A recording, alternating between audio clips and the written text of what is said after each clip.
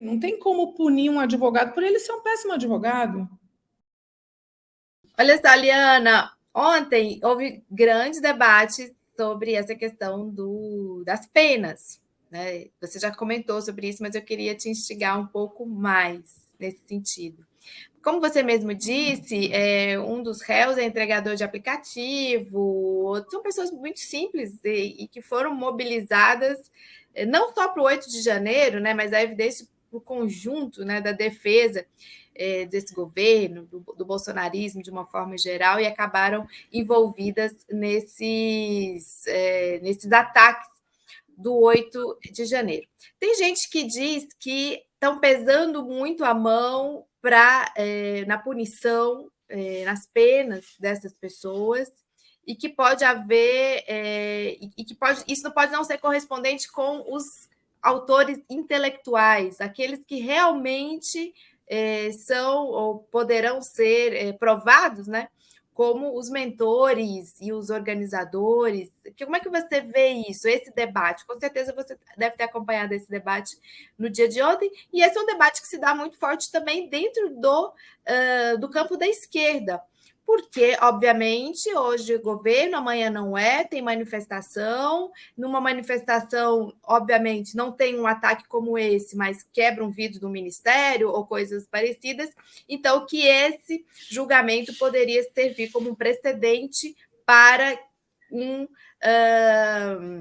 para uma criminalização, digamos assim, de outros movimentos sociais. Essa preocupação ela vai sempre estar no meio da esquerda, porque sempre a legislação ela foi utilizada contra nós, mesmo quando ela não existia. E quando ela não existia, ela era inventada. Então, para nós, houve tribunal de exceção. É bom lembrar que durante a ditadura militar,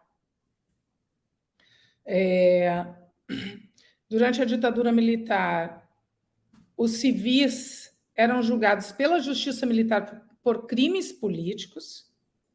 Durante a ditadura militar, os processos eram sigilosos. Atenção, Lula, por favor, nunca mais, nunca mais, nunca mais, nunca mais. Lula, eu te amo, nunca entrei aqui na TV Fórum para fazer uma crítica a você, mas nunca mais na sua vida repita que julgamento tem que ser sigiloso. Nunca mais. Todos os julgamentos devem ser públicos, mas para nós eles foram sigilosos. Mas para nós os julgamentos eram destituídos de motivação das decisões judiciais. Então, quem é processualista, como eu, que vi todos os princípios processuais sendo derrubados durante a ditadura militar, sabe que não existe termo de comparação. O simples fato de nós termos um julgamento público, amado Lula, público, com acirrados debates entre os ministros. Isso é Habermas. Pois é.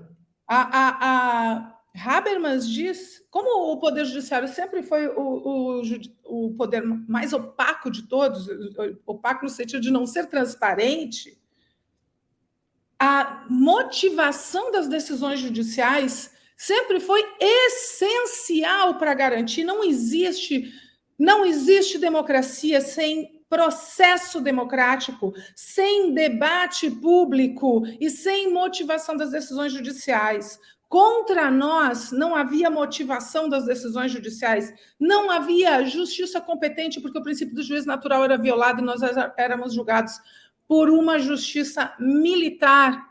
Não havia publicidade das decisões. Essa sim é a Santíssima Trindade.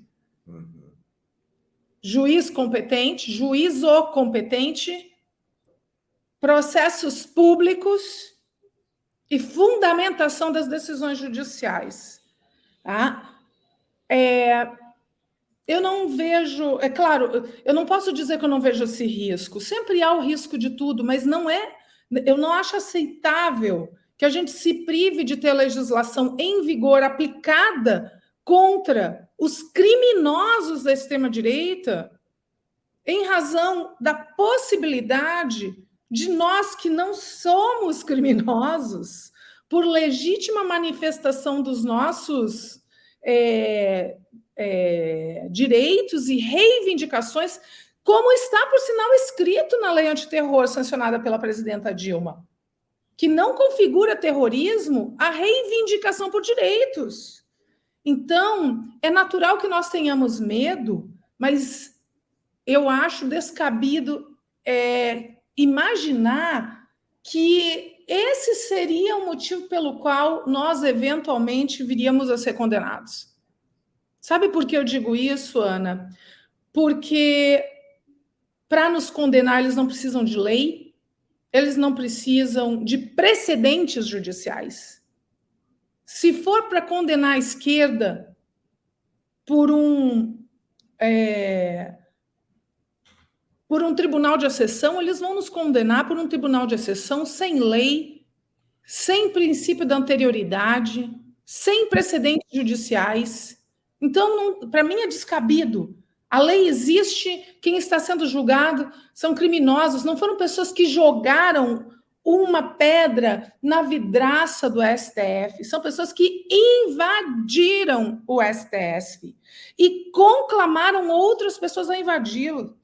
E se alguém fizer isso, seja de direita, seja de esquerda, tem que responder pelo crime de golpe de Estado e abolição violenta do Estado de Direito. Não é jogar uma pedra na vidraça, como muitas vezes nas nossas manifestações jogam pedra na vidraça de banco e o povo da direita quer prender todo mundo porque quebrou a vidraça do Banco Itaú. Eles invadiram os nossos prédios, eles depredaram o Senado Federal. Eu estive conversando com a diretora-geral do Senado Federal e ela me contou em detalhes como foi. Eles invadiram com o propósito realmente de dar um golpe de Estado, não foi simplesmente quebrar uma janela. E se forem tentar prender a esquerda porque estão reivindicando por direitos, sejam eles quais forem, por exemplo, reconhecimento do vínculo empregatício entre Uber e os entregadores, se eles quiserem nos prender, eles não precisam de pedra, nem vidraça quebrada, eles vão inventar o motivo para nos prender. Então, a lei existe, as pessoas que estão sendo julgadas são criminosas, o processo foi democrático, foi garantido contraditório, foi garantida ampla defesa, as provas são contundentes, o crime está comprovado, eles têm que ser punidos. E não, eu não acho que as penas sejam muito elevadas, elas são penas razoáveis para quem... Porque a gente está falando, gente, da tranquilidade do golpe ter sido mal sucedido. Mas ele poderia ter sido bem sucedido. Uhum. E aí, aqueles juízes lá, especialmente o Xandão, pelo ódio que eles têm, estaria no pau de arara, né? Como boa parte da nossa turma aqui, como essa santíssima trindade aqui de 4 pessoas. Leandro, eu sei que você precisa sair urgente. 2 perguntas para você responder ping-pong. Primeira, em relação à performance dos advogados, né? Foi um negócio assim chocante. A performance dos advogados, queria uma consideração sua sobre a performance dos seus colegas, né, com perdão da palavra. E a segunda é como é que você estima a situação do Bolsonaro? Ele está envolvido em vários processos abertos no STF. Notícia falsa sobre vacina, vazamento de dados sigilosos da Polícia Federal, ataque às urnas, milícias digitais, interferência na PF e como um dos autores intelectuais do 8 de janeiro. Então, primeiro seus colegas, depois Bolsonaro, ping-pong, deixa para nós aqui. Sendo que em relação a esse processo, ainda é importante dizer, né, não é só Bolsonaro, de um modo geral, todos os autores intelectuais, eu acredito que vai ficar configurado que Bolsonaro foi um dos autores intelectuais, mas também os financiadores. Tá? Em relação aos financiadores, aí sim, aí eu acho que a gente vai todo mundo concordar aqui, porque está sendo feito um acordo de não persecução penal requerido pela PGR, em que eles admitem os crimes e as penas são reduzidas. Tá? Isso eu não admito. Acho que os financiadores têm que também sofrer os rigores da lei, não pode ser só entregador de aplicativo. Tá? E os autores intelectuais do crime respondem por penas ainda maiores. Tá? Então, a gente está... eu achei a defesa muito fraca. Eu acho que esses advogados são pré-candidatos a vereadores e usaram a tribuna do STF. Aliás, isso foi dito pelo Alexandre de Moraes, né? Exatamente. E foi a impressão que eu tive também. São pré-candidatos a vereadores nos seus municípios e estão usando a tribuna do STF como palanque para fazer discurso de pré-campanha, porque não fizeram a defesa dos seus constituídos. Não fizeram a defesa dos seus constituídos. A defesa foi débil, ela foi frágil. Mas não, aí vejam, não porque o judiciário não respeitou o princípio da ampla defesa, mas porque os constituintes, aliás, é importante dizer, a OAB, a Comissão de Prerrogativas da OAB, acompanhou na íntegra, está acompanhando na íntegra. O Conselho Federal da OAB, por meio da sua Comissão de Prerrogativas, está acompanhando a íntegra dos julgamentos e se manifestou dizendo que as prerrogativas advocatícias foram respeitadas na íntegra. As críticas feitas pelos ministros, em especial Alexandre de Moraes, não violam as prerrogativas do advogado. E a advogada que chorou e acusou a STF, ela perdeu o prazo, Liana. A Defensoria Pública teve que assumir a defesa, aí chegou na hora da sustentação oral, ela falou, não, eu quero voltar para o caso. Patético. Inclusive, acho...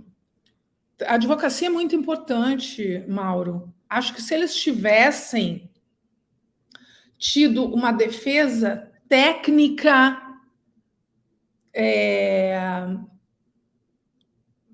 melhor, talvez é provável que as penas tivessem diminuído. A advocacia é muito importante. Não é à toa que nós somos considerados função essencial da justiça. Então, o nosso trabalho é fundamental. Esses advogados foram para fins de autopromoção. Eles não se preocuparam com seus constituídos. Prejudicaram os seus clientes, então. Prejudicaram muito. Olha, todo mundo tem direito à defesa, Mauro. Se eu fosse advogada deles, eu iria defendê-los. Porque seria a minha função. E aí eu investiria em inúmeras teses que poderiam ser arguídas e não foram. Atenção, vou repetir, poderiam ter sido arguídas e não foram, ou foram muito mal sustentadas. Foram muito mal sustentadas. Eles poderiam ter afastado, poderiam ter buscado afastar, até vou dizer que tentaram, não vou dizer que não tentaram. Tentaram, mas tentaram com muita incompetência. Porque eles estavam mais preocupados em se autopromover e fazer palanque de pré-campanha do que, por exemplo, afastar a participação em concreto do seu cliente, do seu constituído, na associação criminosa armada ou na tentativa de golpe de Estado. Qualquer crime que eles conseguissem afastar, eram anos a menos na pena. Então, se um deles conseguisse dizer, não, mas olha, ele só invadiu aqui o STF, mas ele não invadiu o Planalto, ele não invadiu não sei o quê, então, vamos dizer, configure a abolição violenta do Estado de Direito, mas não configura golpe de Estado nesse caso concreto. Eu não ficaria discutindo, Mauro, o posicionamento da tese jurídica geral, eu discutiria a participação do meu constituído naquele caso concreto, para tentar reduzir a interpretação da prática do crime em concreto. Então, eu ia tentar dizer, olha, aqui para ele não se configura a associação criminosa armada, ou para ele não se configura o golpe de Estado. Com isso, você já reduz 8 anos da pena. É muita coisa, mas eles não estavam preocupados em Você acha, então, que eles estavam numa defesa genérica, eles não olharam caso a caso, é isso? O caso dele. E por que seria isso? Porque eles estavam fazendo discurso. Quando a gente defende o nosso constituído, Ana, a gente tem que... Esquece os outros, você não está defendendo os outros. Eles foram lá para falar mal... É o esperado do advogado, né? O que você espera do seu advogado, que ele te defenda dos outros. O advogado é ema, cada um com seus problemas, né? Então, você não vai defender os 4 réus, ou muito menos os 1.395 réus. Você está defendendo o seu constituído ali. O que vai... Lembra o que eu disse da importância da gente olhar para o caso concreto? Que os fatos têm que ser observados em relação a cada um dos réus. Gente, eu sou intransigente em relação ao direito de defesa. Intransigente. E o STF, me parece, observou com rigor as garantias processuais das partes.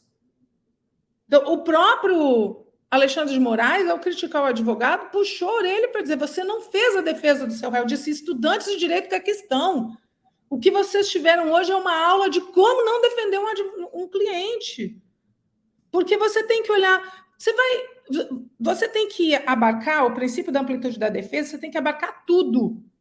Você vai, é claro, contestar a tese jurídica, dizer que o crime não se configura, vai dizer que a abolição do Estado de Direito abarca a tentativa de golpe de Estado e assim por diante. Você vai defender a sua tese jurídica, mas você vai olhar para os fatos. E daí você vai dizer: olha, nesse caso, não o vimos em nenhum momento com a arma, etc, etc. Então, vamos afastar a associação criminosa armada. Porque você tem... a gente tem defesas que elas são subsidiárias. Eu ataco uma tese, mas eu tenho que dizer o seguinte: olha, se você não acolher essa minha tese, eu tenho outra tese. E daí, se você não acolher essa minha outra tese, eu tenho uma outra tese. E se você não acolher essa minha terceira tese, eu ainda tenho uma quarta tese. Claro, eu tenho que defender meu cliente de todas as maneiras. Né? A Giovana pergunta se a OAB vai puni-los. Eu não creio, não tem como punir um advogado por ele ser um péssimo advogado.